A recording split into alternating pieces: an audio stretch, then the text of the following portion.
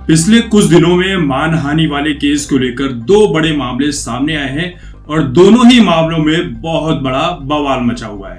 पहला मामला है सलमान खान से जुड़ा, जहां पर केआरके ने राधे को लेकर जो रिव्यू दिया था उसे लेकर सलमान खान ने केआरके के ऊपर मानहानि का केस कर दिया है। और दूसरा मामला जुड़ा है IMA यानी कि इंडियन मेडिकल एसोसिएशन, जिसने बाबा रामदेव के ऊपर 1000 करोड़ रुपए का मानहानि का केस कर दिया है। दोनों ही केस हाई प्रोफाइल है।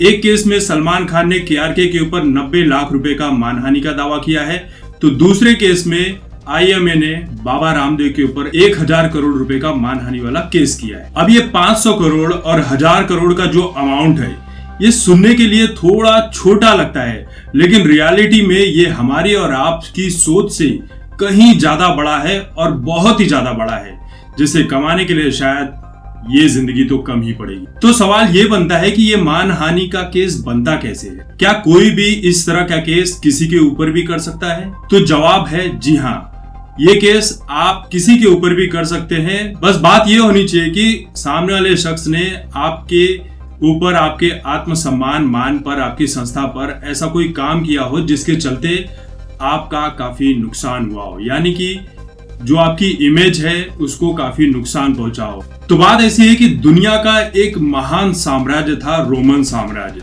उस रोमन साम्राज्य के दौरान एक ऐसा डिसीजन लिया गया कि कोई भी व्यक्ति किसी भी इंसान के ऊपर बिना सबूत के कोई भी अनाप शनाप बातें नहीं कह सकता है। जब उसके पास कोई सबूत है तो सामने वाले के ऊपर कोई भी बात कहो, इल्जाम लगाओ, वरना उसे कड़ी से कड़ी सजा दी जाएगी। रोमन साम्राज्य खत्म हो गया। फिर उसके बाद आया अंग्रेजी साम्राज्य, यानी अंग्रेजी हुकूमत, जिसके दौरान कई सारे कानून लाए गए। और ये जो रोमन साम्राज्य वाला कानून था मानहानि वाला, ये अंग्रेजों के शासनकाल में भी चलता रहा। फिर उसके बाद अंग्रेजों का भी शासनकाल खत्म हो गया, यानी कि वही कह सकते हैं कि फेविकोल का मजबूत जोड़ है जो सालों साल चलता चला जाएगा। तो इस हिसाब से जब अंग्रेजी हुकूमत खत्म हुई तो भारतीय संविधान में भी इस मानहानि वाले चीज को जोड़ा गया, जो आज तक चल रहा है। तो ये मानहानि होती क्या है? कोई ऐसा बयान, कोई ऐसा डॉक्यूमेंट, कोई ऐसा पब्लिश मटेरियल जिसमें किसी व्यक्ति या किसी संस्था की छवि खराब होती है, गलत जानकारी प्रसारित होती है, तो मानहानि के तहत केस दर्ज हो सकता है। किसी व्यक्ति को ऐसा लगता है कि उसके खिलाफ कोई झूठा आरोप लगाया गया है, तो वह भी मानहानि का केस कर सकता है। लेकिन व्यक्ति हो या संस्था, उसे ये बात न्यायालय के सामने साबित करनी होगी कि उसकी मानहानि हुई है। हमारी अदालतें और हमारा संविधान दोनों ही किसी इंसान और संस्था की जो प्रतिष्ठा होती है उसको संपत्ति के रूप में मानता है, और जब उस प्रतिष्ठा को हानि पहुंचती है तो वो संपत्ति की हानि के रूप में देखा जाता है। और अगर किसी के साथ भी ऐसा होता है तो वो कोर्ट का दरवाजा खटखटा सकता है। अब इसमें मामला कितना गंभीर है वो भी देखना जरूरी है, यानी सिविल और क्रिमिनल, अर्थात दीवानी और फौजदारी, दोनों ही तरह के केस दर्ज हो सकते हैं। अब सिविल मानहानि क्या होती है? मानहानि के ज्यादातर मामलों में सिविल के तहत ही मुकदमा चलाया जाता है।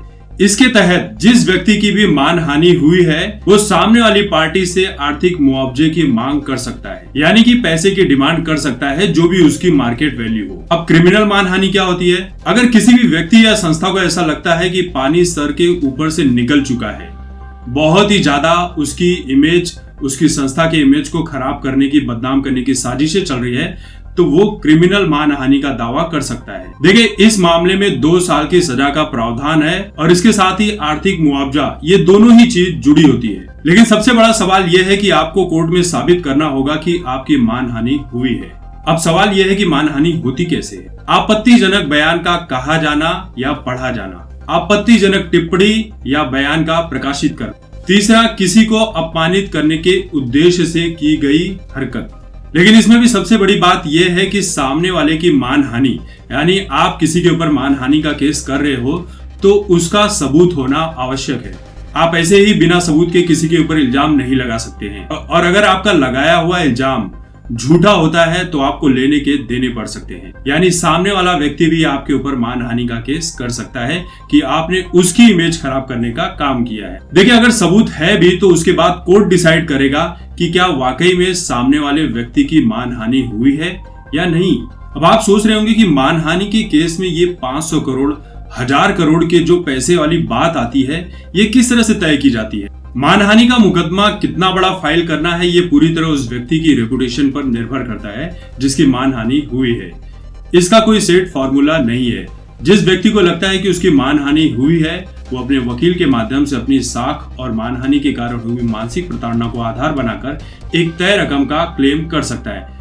फिर कोर्ट पर निर्भर करता है कि वो इस पूरी रकम का क्लेम मंजूर कर ले या अपने विवेक के आधार पर इसे कम कर दे। अब इसमें भी सबसे बड़ी बात ये आती है कि जितने का मानहानि केस फाइल होता है उसका 10% हिस्सा कोर्ट में जमा करना पड़ता है। मान लीजिए कि अमुक व्यक्ति को लगता है कि उसकी मानहानि हुई है और उसने सामने वाले व्यक्ति के ऊपर 10 करोड़ का केस किया है, तो उसे अदालत में 10% हिस्सा यानी 1 करोड़ रुपए जमा करना पड़ेगा। यानी ये बात याद रखनी पड़ेगी कि कोई भी अमुक व्यक्ति किसी सामने वाले के ऊपर मानहानि का केस करता है तो उसे 10% हिस्सा कोर्ट में जमा करना पड़ेगा। अब देखिए कुछ चर्चित केस ऐसे हैं।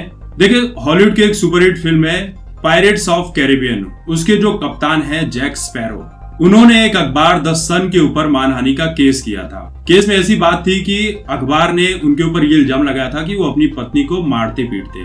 अब जॉनी डेप ने अखबार के ऊपर मानहानि का केस कर दिया, लेकिन जॉनी डेप इस केस को हार गए और ये बात सामने निकल कर आ गई कि जॉनी डेप वाकई में अपनी पत्नी के साथ मारपीट करते थे। तो ये साबित हो गया कोर्ट में कि जॉनी डेप की कोई भी मानहानि नहीं हुई है। दूसरा केस ऐसा है कि साल 2020 में पायल घोष ने अनुराग कश्यप के ऊपर यौन उत्पीड़न का केस लगाया था। एक्ट्रेस ऋचा चड्ढा के बारे में भी कई सारी टिप्पणियां की थी। ऋचा चड्ढा ने पायल घोष के ऊपर सिविल मानहानि का केस किया। पायल घोष ने ऋचा चड्ढा से माफी मांग ली, तब जाकर केस कुछ सेटल हुआ। तीसरा केस ऐसा है, द वायर नाम की एक वेबसाइट है जिसने साल 2017 में एक रिपोर्ट छापी जिसके मुताबिक मोदी सरकार के आने के बाद अमित शाह के बेटे जय शाह कि जो उनकी कंपनी है उसने जमकर आर्थिक तरक्की करने का काम किया है। जय शाह ने द वायर के वेबसाइट पर जो रिपोर्ट लिखी थी जिस पत्रकार ने, उसके ऊपर 100 करोड़ रुपए का मानहानि का केस कर दिया, लेकिन द वायर ने इस रिपोर्ट के हिसाब से माफी मांगने से इनकार कर दिया और ये जो केस है अभी भी कोर्ट में चल रहा है। तो ये रहा सब कुछ मानहानि से रिलेटेड, जो शायद आपको समझ में आ गया होगा कि ये 500 करोड़ और 1000 करोड़ रुपए के केस कैसे किए जाते हैं। लेकिन दूसरी बात ये कहना चाहूंगा कि जो ये बहुत बड़ा वाला बवाल चल रहा है बाबा रामदेव और IMA के बीच में, इन दोनों के झगड़े में कोई भी दम नहीं है। जिन लोगों को लगता है कि एलोपैथिक दवाएं उनके लिए सही है, हॉस्पिटल में जाकर वो ठीक हो सकते हैं, तो उन्हें वो फॉलो करना चाहिए। और जिन लोगों को लगता है कि आयुर्वेदिक दवाएं उनके लिए सही है, कारगर साबित हो रही है, उससे वो ठीक हो सकते हैं, तो उन्हें आयुर्वेदिक दवाओं का सेवन करना चाहिए। झगड़े की कोई बात ही नहीं है।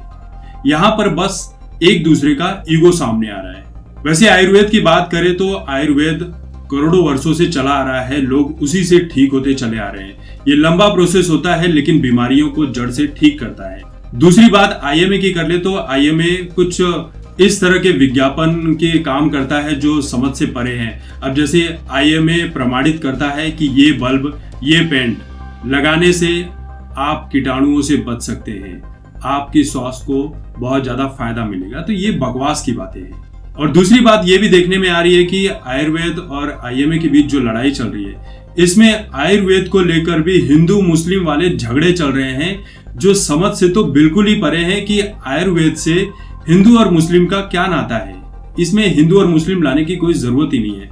तो दोस्तों उम्मीद है कि ये वीडियो का जो भी एनालिसिस है आपको समझ में आया होगा। आपकी जो भी राय है कमेंट करके जरूर बताएं। तब तक देखते रहिए आपकी बात मुकेश के साथ।